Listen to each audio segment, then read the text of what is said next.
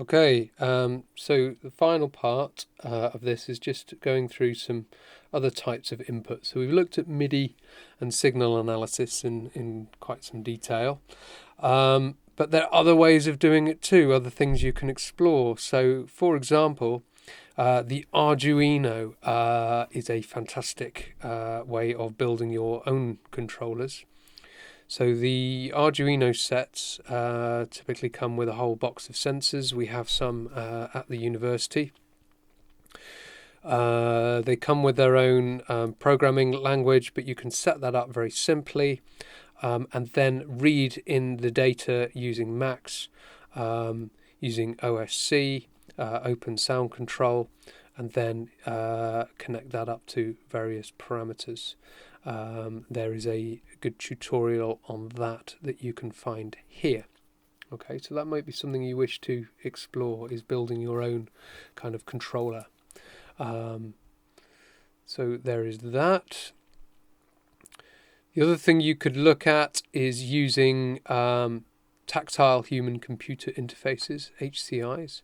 So, for example, the computer keyboard is a very interesting one because you can do all sorts of things with that. You can, in Max, for example, I recommend doing it in the standalone of Max because if you do it in Max for Live, you're going to activate all sorts of shortcuts. So let's just, let's just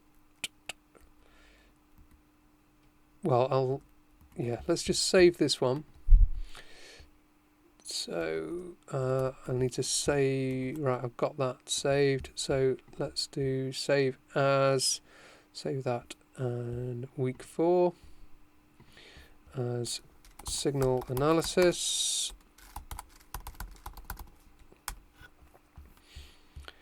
And okay, let's close this Max here, and then I'm going to open Max as a standalone.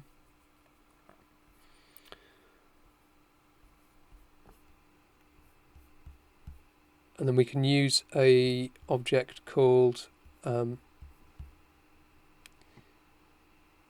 key, I believe. Let's get rid of the U. Okay, new.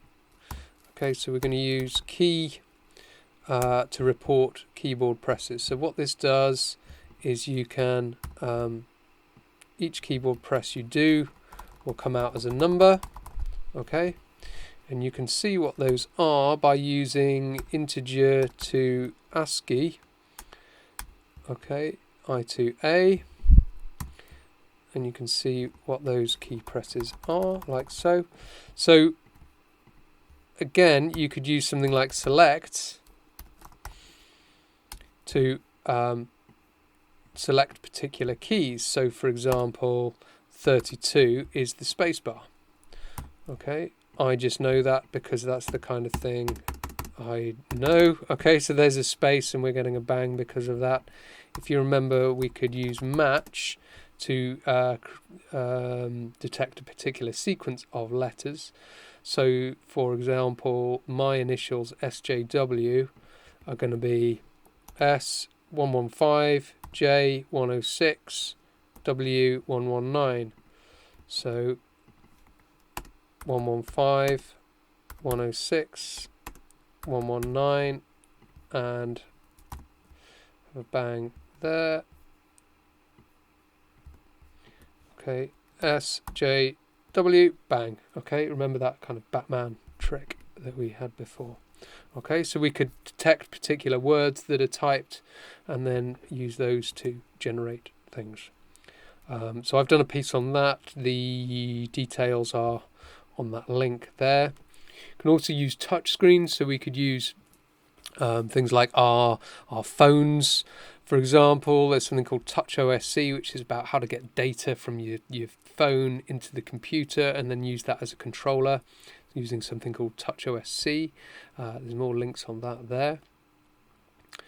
Okay, and then non-tactile HCIs. So using kind of mounted sensors, this crosses over with the kind of physical computing stuff. But there's loads of work that's been done where you're using things that you don't touch. They're kind of mounted on your, they're mounted on the body somehow generally, or mounted within something else, other kind of music, mounted within musical instruments, for example. So there's loads of stuff that's been done with that. So like the hands, data gloves, like Macover, that guy we came across before. Max Matthews, who is the father of computer music, and Max MSP, Max Cycling 74, is named after him. His radio drum, and then more recently Imogen Heap and her Memu gloves. So there's something you can watch on that there and how that works. There's also video controllers, so things like the Leap Motion you may have heard about, which is basically hand detection, which is like the Kinect, the Microsoft Kinect, but works, is much more accurate and much faster, and is for hand movement rather than whole body movement. So there's some links there you can follow, have a look at that. If you're interested in color tracking, so you can just use the camera on your computer, like use the webcam, and you can track color positions that are in the video image, and there's a tutorial on how to do that. You might have seen videos of people controlling synths by waving bananas about, for example. So if you're into that kind of thing, then that's how to do it. We need a space there. The other thing that was mentioned is using internet sensors. So you can use internet APIs. So this is tools, this is way of getting under the hood of websites and pulling out data from them. So there is a link here. Let's just check that works. And we can have a look here at what that's about. Okay, so these all use Max, and you can download these sensors and you can pull out data such as Twitter streaming. You can send tweets using Max, and go speech to text in Max. How cool's that? Playing bird calls, SoundCloud, so you can link up to all these. There we go, stock market music in Max, weather forecast data. You can use all this as the input to your system. Okay, I hope that's opened up some possibilities for you.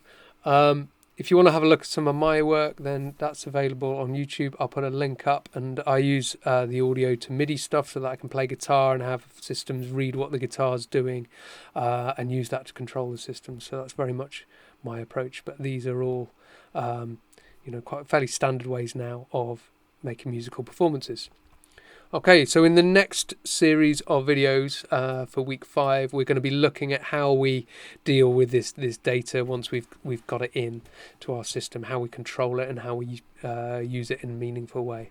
Okay, thank you for listening and watching. Please do follow up on these links. Bye bye.